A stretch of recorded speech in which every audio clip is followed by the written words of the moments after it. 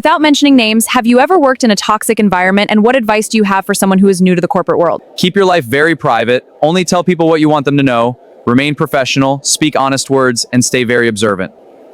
What was the work environment like? It was an extremely toxic and challenging work environment. My mentor was the second highest ranked civilian. One day she told me, just because you refuse to play does not mean the game doesn't exist. I didn't see a way forward within the game that didn't include deceiving and backstabbing others. Is there any consequence if you choose not to play office politics? Yes, there can be. Not playing the game is a decision that has lots of consequences. For example, I chose to not play and attempted to help people navigate the toxic environment. Really thought that was the right thing to do. Turns out my help was limited and often unappreciated. I did the most harm to myself for staying at the place for so long. What kind of people do you want to surround yourself with in a corporate world? As a 69-year-old Black woman in a senior leadership role in a multinational company, I want to surround myself with like-minded people who have similar goals and values like me, who act with integrity for the benefit of all.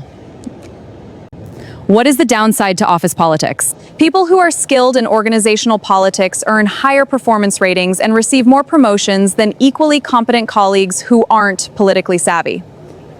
Think about the last person who got promoted in your organization. Was it the person who did the best work, or the person who had the right relationships, said the right things in the right rooms, and made sure the right people knew about their contributions? You need to watch this video and learn something important. Everyone in the office knew Maya, not because she was important, but because she was invisible. She was the one who stayed late, fixed mistakes no one admitted to, and sat in meetings where her ideas were repeated by someone else. If we optimize the data pipeline here, we could increase efficiency by 20%. Exactly. We optimize the pipeline, boosting efficiency by 20%. That's the play. And applauded. No one clapped for Maya. No one even looked at her. And yet, 1 month later, those same people would be standing in a boardroom, afraid to even breathe as she walked in as their new CEO. But the truth is, Maya did not just rise to the top. She was placed there. And someone had been watching the entire time. 5 years. That's how long Maya had worked at that company. 5 years of being overlooked. Everyone had gone home except Maya. Can you just clean up the data sheet? It's a mess. Not a mess, but a responsibility. She stayed again because Maya believed something dangerous, that hard work speaks for itself. And then came the project, the one that could change everything. A high-stakes analytics model, millions of dollars on the line, board-level attention. If we restructure the forecasting model, we can increase efficiency by 30%. She built it. Every line, every insight, every solution. But when the presentation day came, Maya was not on the stage. As you can see, my team developed a new model. My team? Not Maya. He did not even look at her. Wow. Marcus is brilliant. Brilliant for presenting something he did not build. Maya did not speak because she already knew no one would listen. Maya, you should be grateful. For what? For even having a deck's ear. That was the moment something broke. Not loudly, not dramatically, quietly. That same night, Maya received an email. Observation complete. No sender name, no signature. We've been watching your work. Not your team's work. Not your manager's work. Yours. At first, she thought it was a mistake, or worse, a joke. But attached to the email were logs. Detailed logs. Every hour she worked. Every file she touched. Every problem she solved.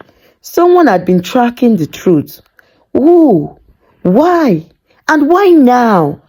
The next morning, Maya walked into the office, calm, quiet, unbothered. She handed in a resignation.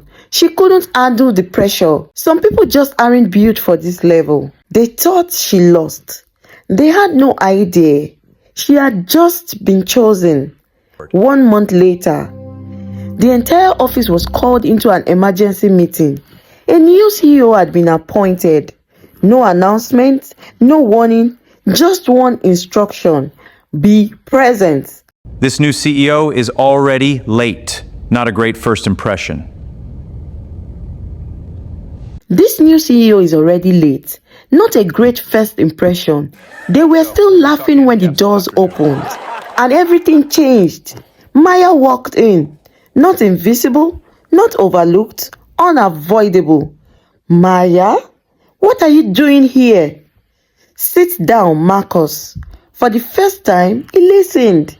While you were presenting my work, someone else was reviewing the data. Every log, every hour, every contribution. The invisible work was never invisible. The company did not need louder voices. It needed the right one.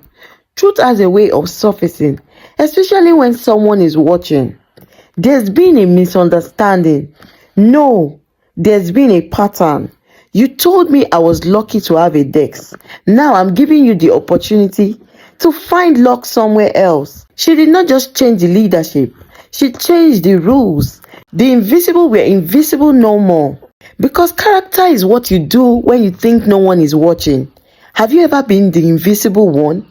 And what did you do when no one saw your worth? Do you know some people work so hard and when promotion list comes out, their name is not there?